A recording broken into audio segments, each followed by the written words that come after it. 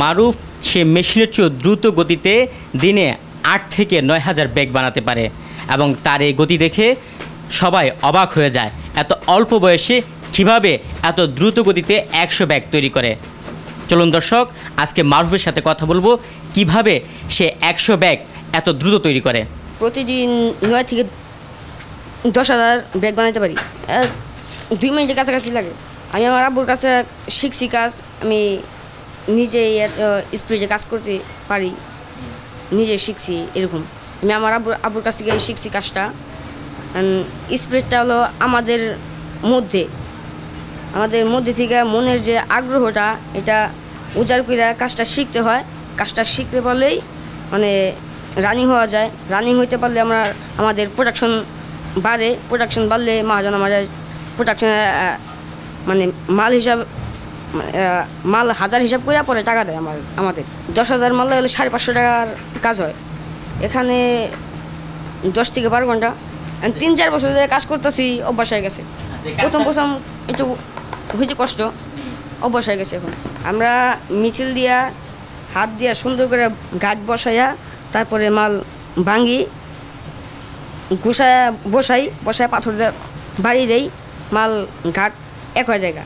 একটা মাল বানাইতে লাগে যে লেই, পোটলা, পাথর, এই শিলিশ। মানে এই যে এইটা পাথর দিয়া মাল ভাঙে, এইটা দিয়া আঠা লাগায়, মানে মালে আঠা লাগায়। আর যে আমাদের আঠা আছে, এগুলো দিয়ে আমরা কাজ করি।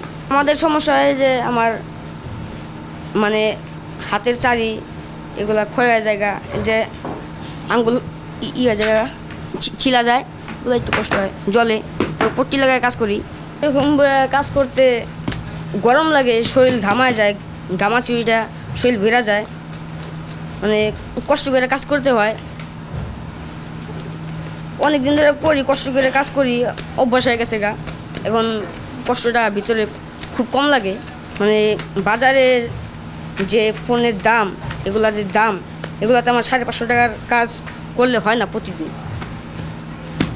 কারণ আমি তো 10,000-এর উপরে লাগাইতে পারি না। যদি প্রোডাকশন বাড়ে তাহলে তো রেট বেশি দিবে আমাদের। প্রোডাকশন বাড়লে হাজার হিসাব করে টাকা দিবে। আমি যদি তো বেশি প্রোডাকশন করতে পারি না, এমনি আমাদের হয় না 550 টাকা হয় না।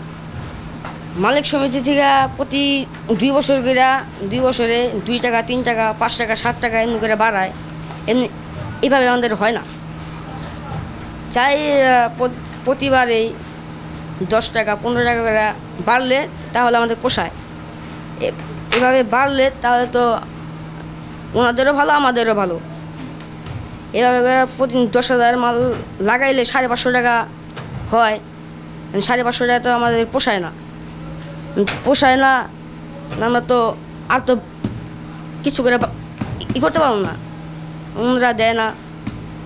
মালিক সমিতি থেকে চার্ট আসে, এগুলা আসার পরে ঘর থেকে দেয়, রেট দেয়, এটা ওটা করে। আমরা প্রতি বছরে রেট ভালো মতো পাই না। আন্দোলন কইরা তারপরে রেট আনতে হয়, আন্দোলন করতে হয়। পুরা মানে যতগুলো দোকান আছে সব দোকান থেকে কারিগর উঠতে হয়। ওঠার পর আন্দোলন করি, তারপরে ওনাদের ভিতরে একটা চাপ যায়। চাপ যাওয়ার পরেই মানে রেট বাড়ায়।